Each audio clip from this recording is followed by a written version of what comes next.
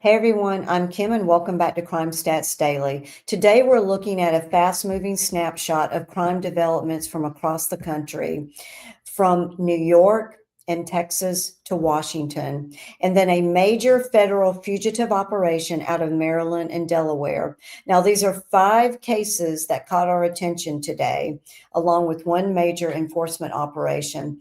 As always, we'll separate what's confirmed from what's still under investigation. Let's get into today's crime update. Now, first, we'll move into Staten Island, New York City. Just after 11 a.m. today, NYPD officers responded to a home on Garth Court in the Richmond section.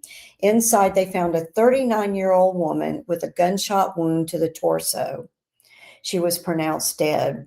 A 27-year-old man, reportedly in a relationship with her, had a gunshot wound to the head and remains in critical condition at Staten Island University Hospital.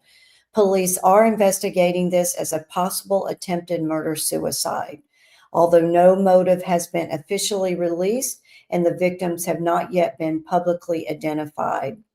Now, let's move into the Bronx in New York City. This one happened Wednesday evening, but details on identification solidified today.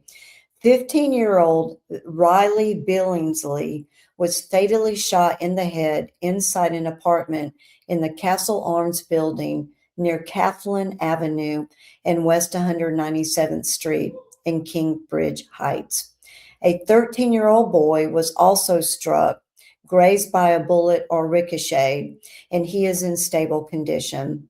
Now, early witness accounts describe a dispute involving a teenage gunman who fled the scene.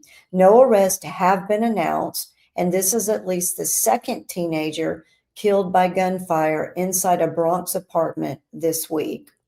New York City has recorded at least 13 teenage gun deaths so far in 2026, according to tracking by local outlets.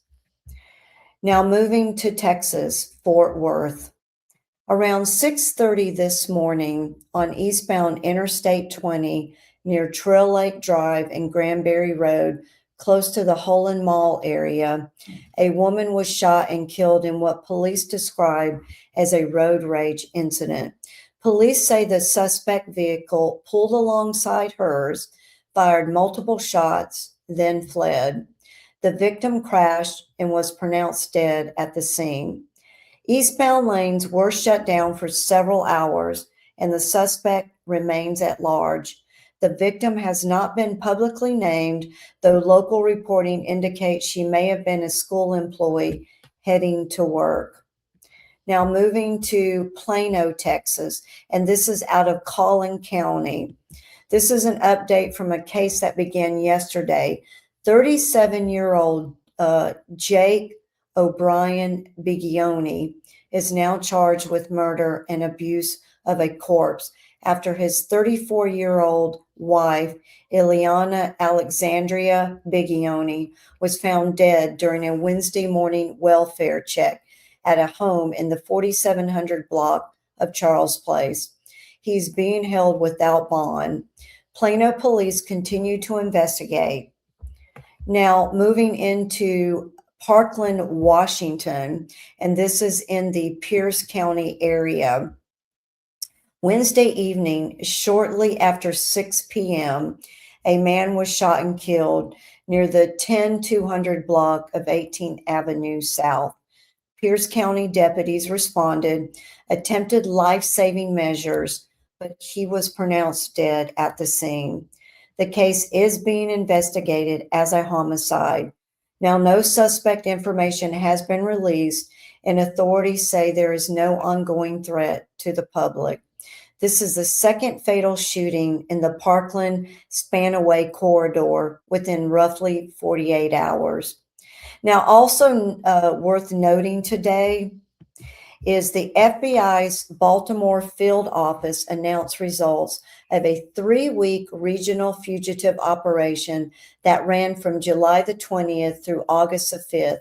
109 people wanted for violent crimes included attempted murder, armed robbery, rape, and child sexual abuse were arrested across Maryland and Delaware. 3 firearms were seized. The operation was part of the FBI's Summer Heat 2.0 initiative and involved more than a dozen federal, state, and local agencies. That's the verified snapshot as of this afternoon, Thursday, August the 13th, 2026.